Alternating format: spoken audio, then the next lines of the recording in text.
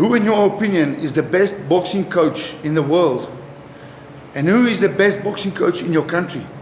Maybe you're living in England, Scotland, Wales, Australia, Canada, America, South Africa. Who do you say is your best coach?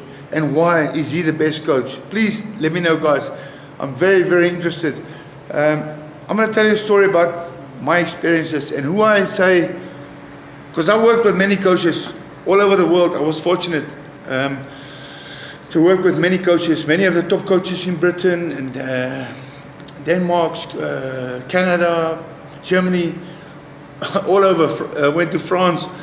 But I'm going to tell you who I think is the best coach and why he is the best coach. I'm not going to go on his negative side and what he did wrong, and I'm not going to. We're going to talk about his positive side and why he's the best coach ever, in my opinion. Okay, listen to this, guys. Listen to my story, and please share your story with me. Tell me your story, guys. Post a link, post a video, or post your comments. Doesn't matter. I'm keen to listen and to learn. So this was in 1997. I joined a gym of a guy by the name of Nick Durant. Nick Durant was born in England. I think in a place called in Wolverhampton, I think. I'm not sure, but he was born in England. And he came to South Africa with his family, and his father was playing football for a well-known football club. His name was Cliff Durant, I think. Cliff Durant. He was a former professional football player. But anyway, Nick Durant grew up in South Africa, and he became a boxing coach. And he trained a lot of champions. This guy was amazing, man.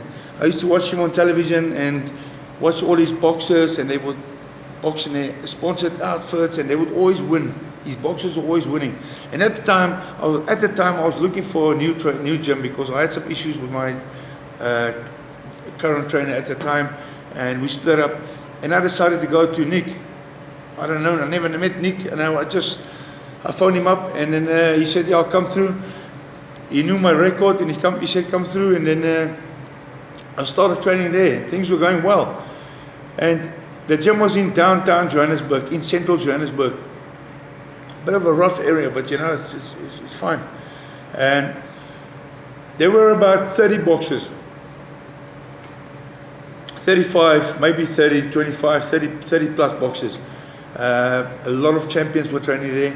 I was the only white boxer at that time.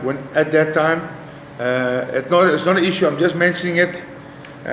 It was a great experience. We were like brothers. The other boxers, they respected me as a boxer and as a person, and I respected them the same way. But this is what happened, guys. Nick Durant was never late for a training session. Never. And I boxed there for just over 3 years. He was never late for a training session. He never missed a training session. And we trained 6 days a week. So what happened, we started training at 5 o'clock in the afternoon, 5 p.m. I would arrive, Nick's car was there already. And I would go up to the gym. And then all the boxers would be there, and we would start skipping. Now in America, they call it jump rope. Same thing. Jump rope, skipping with a skipping rope. For 15 minutes, all boxers, we would skip in that gym. Not a big gym, but it had what it needed to have. It had all the equipment. It had 2 rings and punching bags, speed balls, floor to ceiling speed balls. So we're skipping for 15 minutes, jumping rope for 15 minutes, non-stop. And I remember one of the boxers there, a world champion, Tulani Sugarboy Malinga. I never saw him skipping rope. I'm not sure why. I'm not sure, but he was good. But he was always doing that speed ball, boom, boom, boom, boom. He was doing that for 15 minutes. Maybe he and Nick had an arrangement. I'm not sure, but I never asked. It wasn't my business. After we skip 15 minutes, then you got to put on your bandages, your wraps, your hand wraps. Put on your hand wraps. And Nick gets gloves out of the back, out of a storeroom. He provided all the boxers with boxing gloves. So either you're going to be boxing against the bag, you're going to hit the bag, you're going to hit the speed ball, you're going to shadow box, or you're going to spar. That's what you're going to do for 12 rounds, and he's going to mix it up and down. maybe guys would spar 4 rounds, and he would change the sparring partner, and he call that guy, come in, you're going to spar now, and you're going to spar for 6 or 8 or 10 rounds, and then you're going to do the speedball, you're going to do shadow boxing. But all in all, your rounds were made up of 12 rounds in total. You're doing boxing work for 12 rounds. And when 2 boxers are sparring, and the third guy is waiting to spar against one of them, don't think you're going to stand around next to the ring apron and watch a sparring session. Oh, that's nice. No, fuck, wait. You'll be hearing of Nick. About Nick. He'll be shouting at you, raising his voice, screaming, cursing. What are you doing? That's what Nick was like. That's what he was like. So you cannot stand around. You've got to hit the bag. Stay busy. And after that round, he calls you in. You go in. Boom. The other guy comes out. You spar. So we did 12 rounds every single night, and the championship, the boxers who were getting ready for fights, for major fights, were doing 12 round sparring sessions. Certain nights they were doing 4 rounds, 6 rounds, 8 rounds. Nick would mix it up and down, and he would instruct each and every boxer. He had his eyes on sparring and on the guys on the bag. He would shout instructions for the guys sparring and the guys on the bag. And the rounds were not made up of 3 minutes like a normal fight, 3-minute rounds. This was 4-minute rounds and 30 seconds rest. 12 rounds. Imagine that, guys. You're boxing for 12 rounds and 30-second break. It was hectic. So when we all finished the 12 rounds, you take off your gloves, give it back to Nick, to coach. Take your bandages off, and then you get ready for stomach work, ab work. A lot of stomach sit-ups and stomach exercises.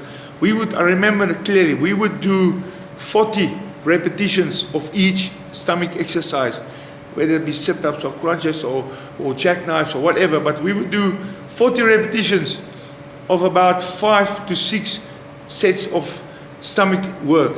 So that's over 200 sit-ups. Then we would do some push-ups.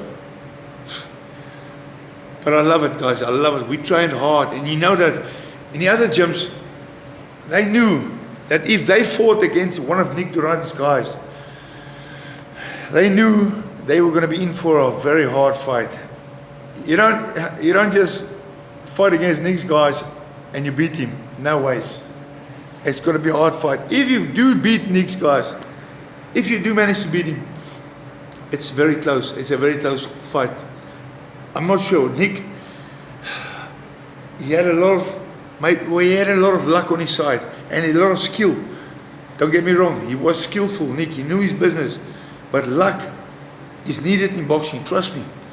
You need luck as a boxer. You need skill, but you also need luck. Trust me, please, guys. That is a debate for another video. But Nick had a lot of skill. He was very strict on his boxers, very disciplined, and he was one of the best cornermen. Well, probably the best cornerman I've ever worked with. I worked with guys in a fight. And I see it still happening today.